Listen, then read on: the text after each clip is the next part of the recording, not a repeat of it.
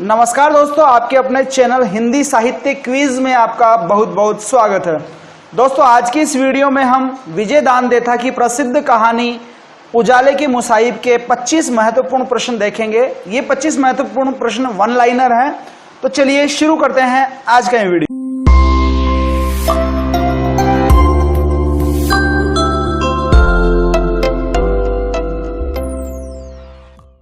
दोस्तों, कहानी का पहला प्रश्न है, उजाले के मुसाहिब कहानी के लेखक कौन है? तो जैसे कि आपको पता होगा, इस कहानी के लेखक है विजय दान देथा।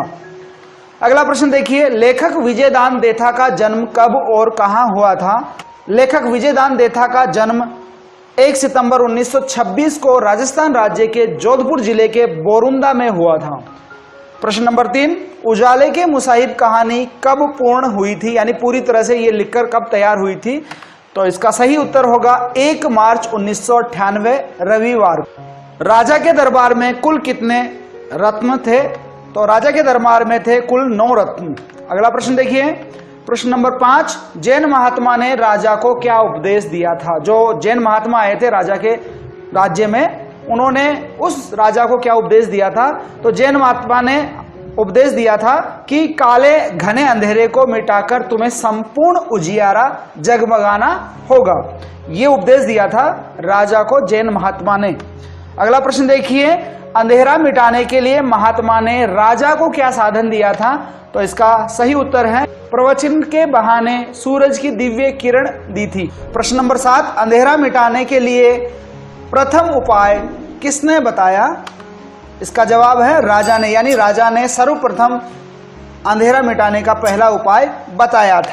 प्रश्न नंबर 8, राजा ने अंधेरा मिटाने का पहला उपाय कौन सा बताया था?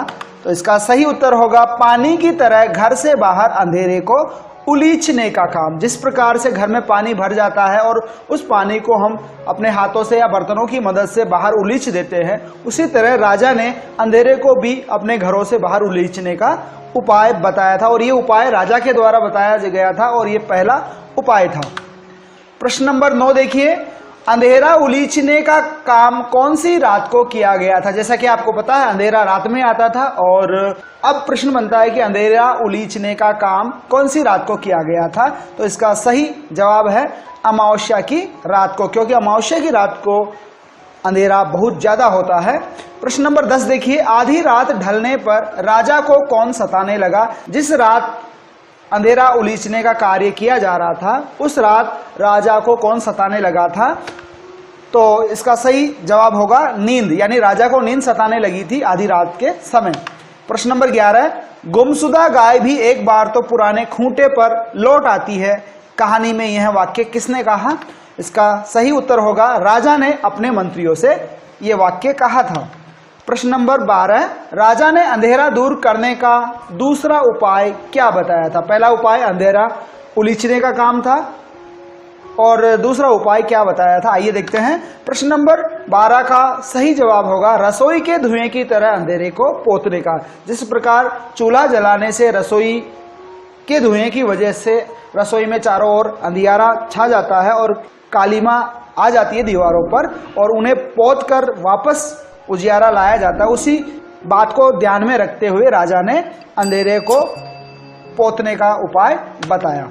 प्रश्न नंबर 13 देखिए, अंधेरा तो फकत सूरज की लपटों का धुआं है। जैसा कि अभी हमने देखा कि सूरज की जो लपटें हैं उसका धुआं है, ऐसा राजा ने माना। और अगला प्रश्न देखिए, प्रश्न नंबर 14, अंधेरा पोतने का कार्य कब किया गया?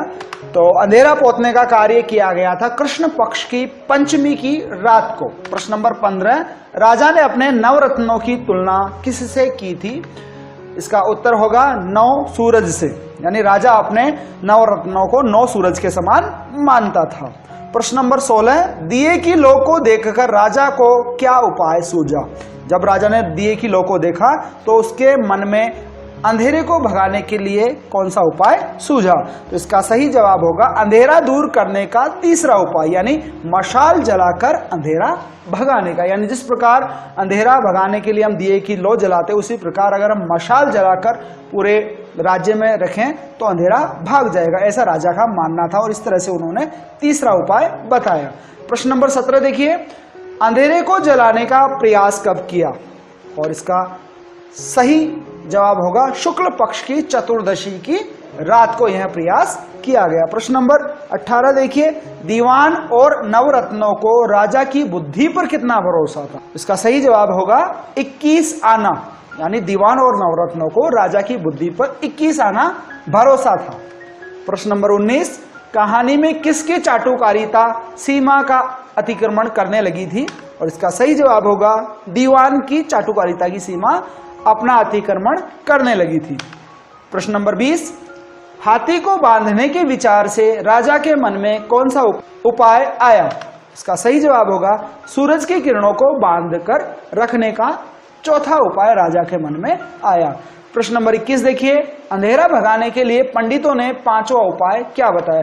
अभी 4 उपाय राजा ने बताए थे और 5वां उपाय पंडितों ने बताया, और ये 5वां उपाय था शंकर भगवान के नंदी जितना प्रचंड खरे सोने के सांड का दान करके 7 दिन का अखंड मौन राजा को रखना होगा। यह उपाय पंडितों ने राजा को बताया।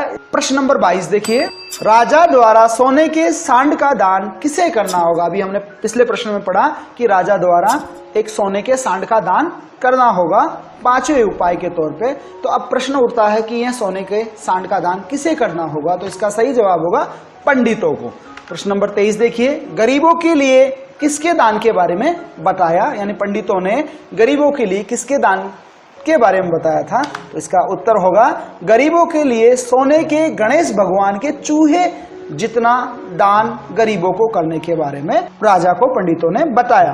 प्रश्न नंबर 24, अंधेरा भगाने के लिए ज्योतिषाचार्यों ने अंतिम उपाय क्या बताया? यानी कहानी के अंत में जो अंधेरा भगाने का अंतिम उपाय ज्योतिषाचार्यों ने बताया, तो वह क्या था?